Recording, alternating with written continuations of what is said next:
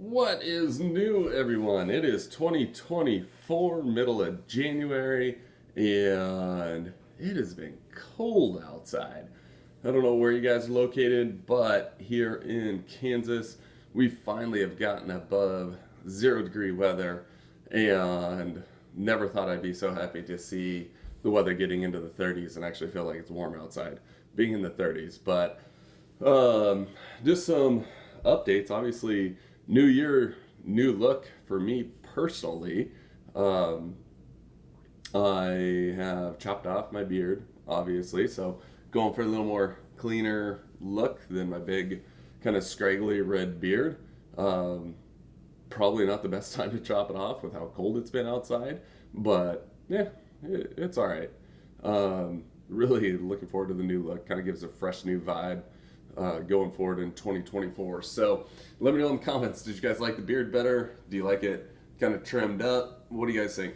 So, um, anyways, off to why we're all actually here, why I'm doing a video.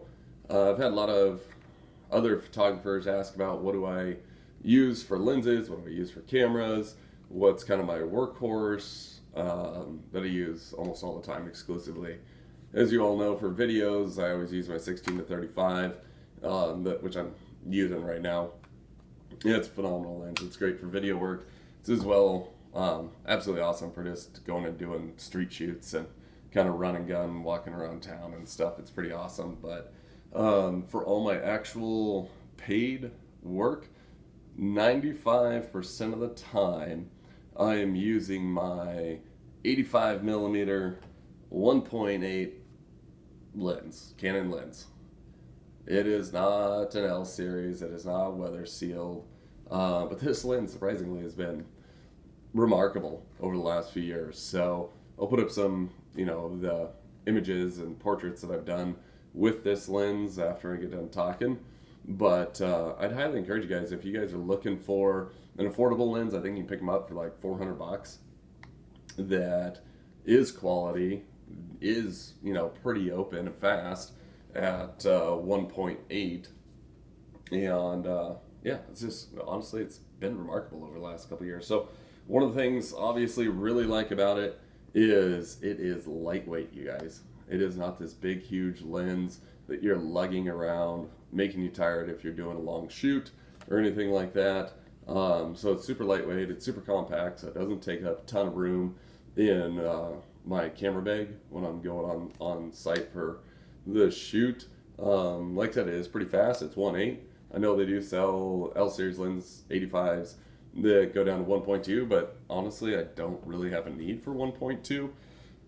Maybe in 2025 I'll upgrade to a 1.4 L series, but for now it just doesn't make financial sense for me to go and do that. Other things that I do enjoy about it is, it focuses pretty quick.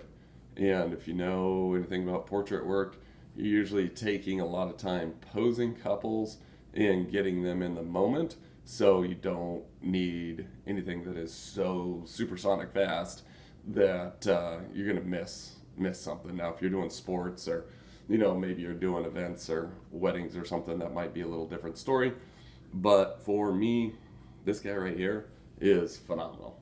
And at the price point of, around $400, you really can't go wrong with it. So it does it's plasticky, its build quality is pretty decent though still, being a plastic lens. I've dropped this thing, it's fallen with my whole entire 6D Mark II while I was mounted on there, and still works like a champ. Don't have any issues with the autofocus, didn't mar up any of the glass or anything like that. So it's been phenomenal. Honestly, it's absolutely been phenomenal.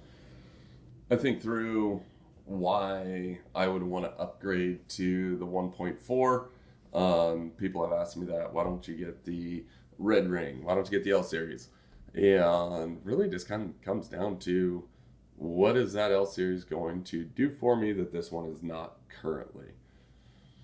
And there's not a ton. Is there better glass in an L series? Absolutely. But I use a lot of off-camera flash for a lot of my portraiture, and I'm able to get tack sharp images with the 1.8, and I shoot a lot of times at 1.8, and it's all usually pretty tack sharp. But so yeah, if I went to a L series, there would be better glass, even sharper yet probably. But right now, it just doesn't make a lot of sense for me to do. Um, I don't shoot in harsh weather. I'm not out in crazy dusty conditions or heavy rain conditions to where I have to worry about my lens getting, soaked or all this stuff in it. So I don't really need that right now. So I've kind of settled in that I'll probably keep this one for the next year to 2 years before looking at upgrading to like an L series. And really at that point, maybe I look at just upgrading my whole system, to mirrorless. So for those of you that know, I'm still shooting on a DSLR, and same kind of thing for portrait work. There's just not a lot on the mirrorless that I have a huge need to where I need to go finance or pay this big lump sum money to go buy new lenses, new body, all this new gear. And so it really just doesn't make sense right now, you guys. But I don't know. Let me know in the comments. Do you guys still use an 85 1.8? What kind of quality photos do you get out of it? Have you upgraded to an L series? And how much difference do you guys actually see in the quality of the images at the end? I'd love to know. Maybe you guys can convince me that I should be getting rid of this guy and getting the 1.4. But yeah, let me know. So let me show you just some examples of what this workhorse has done in this last year during some of the portrait shoots. And let me know what you guys think. Is it really distinguishable that this came from a 85 1.8 $400 lens, or do these images look pretty awesome? So let me know. Love to hear your thoughts. Please like and subscribe to my channel, and look forward to talking to you guys soon. Later.